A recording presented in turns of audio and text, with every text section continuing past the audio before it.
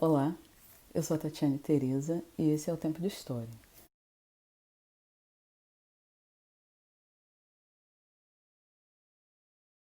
Próximo tema, Primeira Guerra Mundial.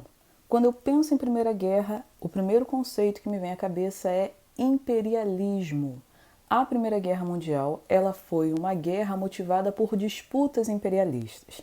Lembrando rapidamente o que significa imperialismo. Sempre quando a gente pensa em imperialismo, a gente deve pensar em expansão territorial, expansionismo territorial.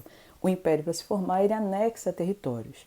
E o imperialismo está relacionado com o neocolonialismo. Neo, novo, colonialismo, dominação. Então, os países europeus que atravessavam a segunda fase da Revolução Industrial, eles queriam formar grandes impérios. Então, eles expandem seus territórios. E a Primeira Guerra Mundial, ela eclode a partir do momento que as nações imperialistas disputavam territórios nos Balcãs, na Península Balcânica.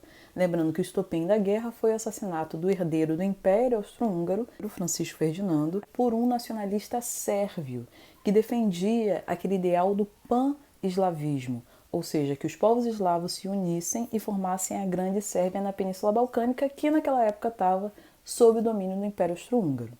Então, aquela região, ela era uma região disputada pelo Império Austro-Húngaro.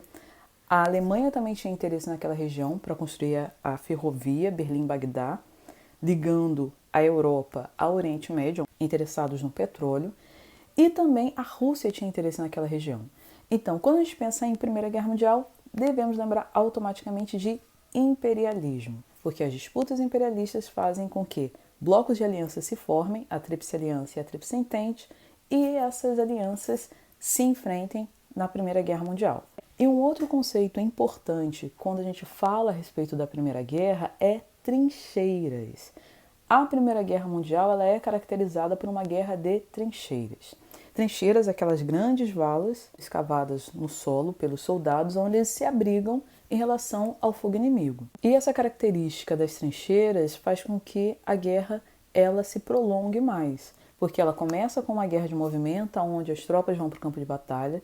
A partir do momento que as trincheiras são feitas, os soldados eles não se atrevem a sair das trincheiras para não se tornarem alvos fáceis. Então, dos dois lados há essa imobilização, que só termina quando novas armas são utilizadas e os soldados se veem obrigados a saírem das trincheiras, como tanques de guerra, aviões de guerra, que faz com que a guerra vá para o seu final, se encaminhe para o final, se tornando uma nova guerra de movimento.